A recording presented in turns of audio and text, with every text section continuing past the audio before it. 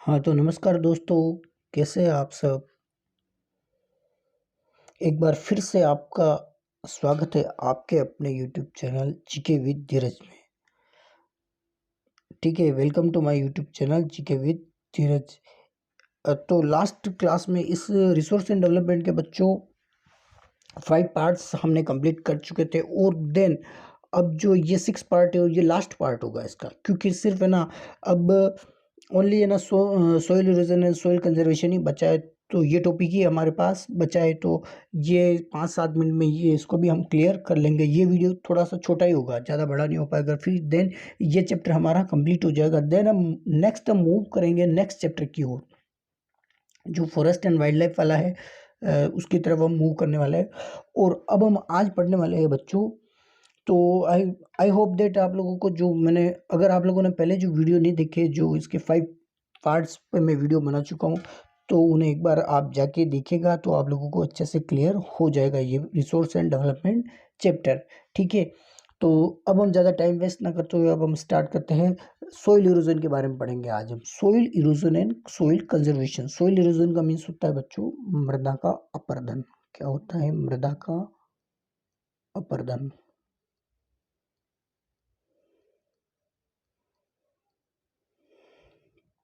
ठीक है, soil erosion का मीन्स क्या होता है? मृदा का अपरदन। ठीक है बच्चों, तो अब हम स्टार्ट करते हैं। The denudation of soil cover and subsequent. Denudation का मीन्स होता है वनोन्मूलन of soil cover and subsequent washing down it described as soil erosion. Denudation का मीन्स क्या होता है?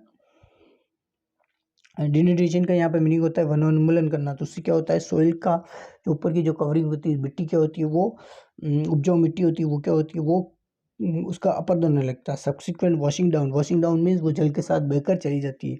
डिस्क्राइब एज, और ये क्या कहलाती है? ये प्रक्रिया कहलाती है सॉइल इरोजन। और इन अदर वर्ड्स पे भी हम लिख सकते हैं the upper layer of earth crust. जो ऊपर की जो लेयर होती है, जो उपजाऊ होती है, उसका क्या होना? उसका खत्म होना, या फिर उसका विनाश होना, या फिर वो बह के चली जाती। कैसे भी हो सकता है सोइल इरोजन। विंड से हो सकता है, वाटर से हो सकता है।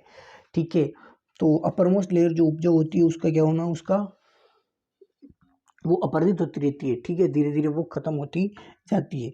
तो the process of soil formation.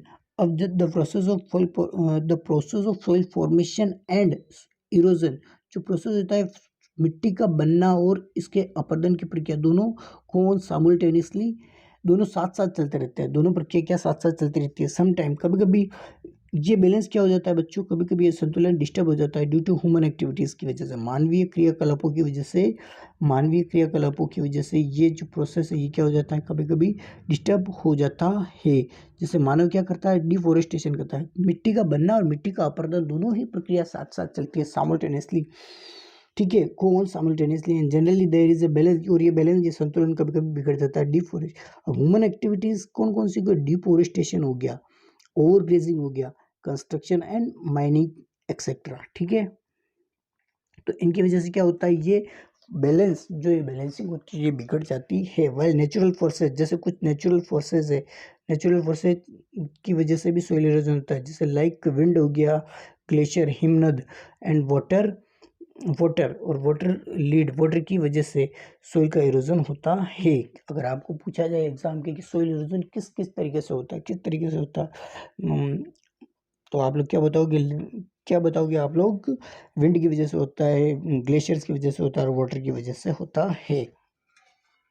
ठीक है, the running water cuts through. The running water, जो बहता हुआ पानी होता है, वो काटता है किसको? क्ले सॉइल को। क्ले सॉइल्स मीन्स जो उसका ऊपरला जो भाग होता है, उसको बहते हुए क्या होता है? उसको काटता जाता है। And make a deep channel, और गहरी वाहिकाएं बना देता है। डीप चैनल्स का मीन्स होता है गहरी वाहिकाएं बना देना। इस तरीके से ऊपर ऊपर की जो उपजाऊ मिट्टी होती है, उसको तो बाहर गले जाता है, फिर ना डीप मतलब गहराई से काटता हुआ। ठीक है, और ये डीप चैनल्स क्या कहलाते हैं बच्चों? ये डीप चैनल्स कहलाते हैं गली कहलाते हैं। ये डीप चैनल्स क्या कहलाते हैं? गलीज, जिसको हिंदी में कहा जाता है अवनलिका। आप लोग लिख सकते हो यहाँ पे अवनलिका। मैं यहाँ लिख लेता हूँ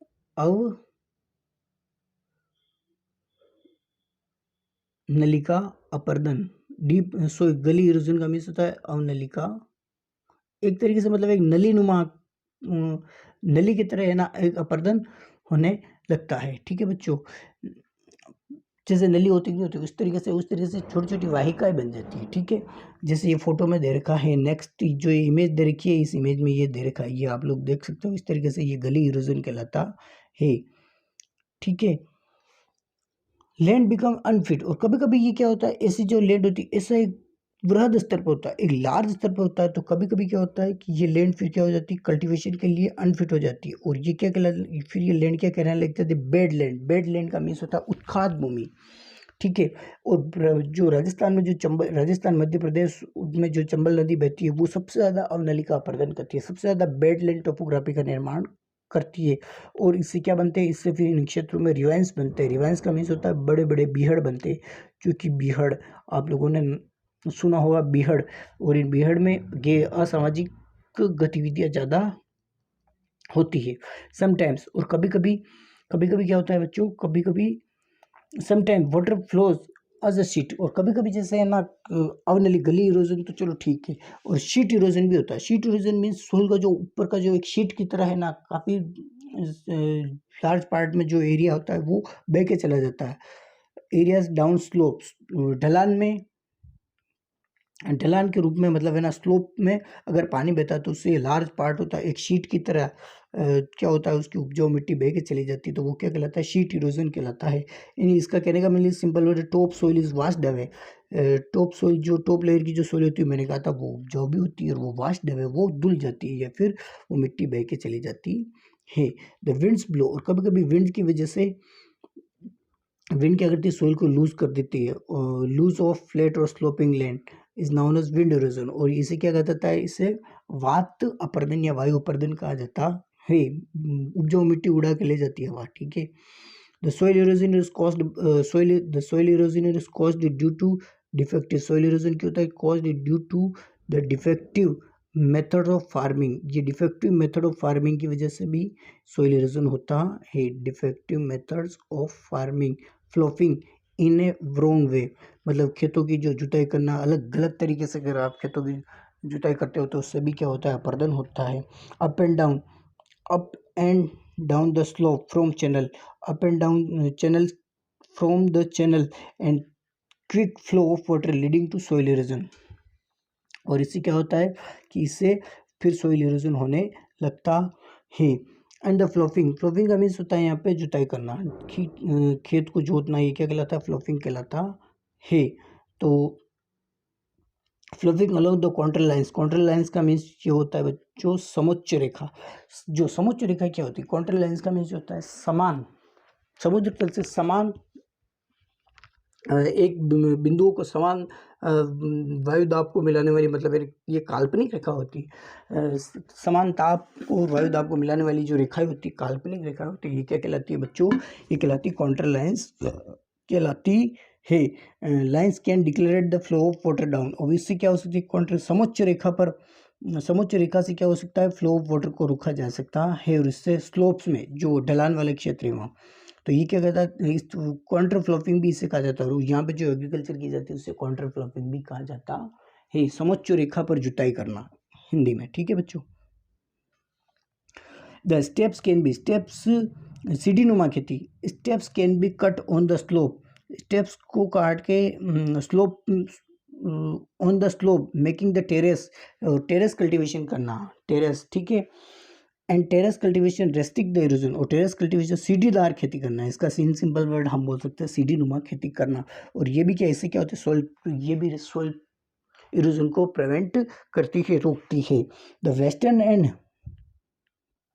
फिर नेक्स्ट क्या बच्चों, the western, western and central Himalaya, western and central Himalayas have well developed terrace farming, और यहाँ पे क्या सबसे ज़्यादा टेरेस फार्मिंग का होती है, वेस्टर्न और सेंट्रल हिमालय में। ठीक है, the large fields can be divided into strips, बड़े बड़े खेत होते हैं उनको क्या किया जाता है, स्ट्रिप्स में, स्ट्रिप में पट्टियों में डिवाइड कर दिया जाता है। स्ट्रिप्स का मीन्स होता है पट्टी बनाना।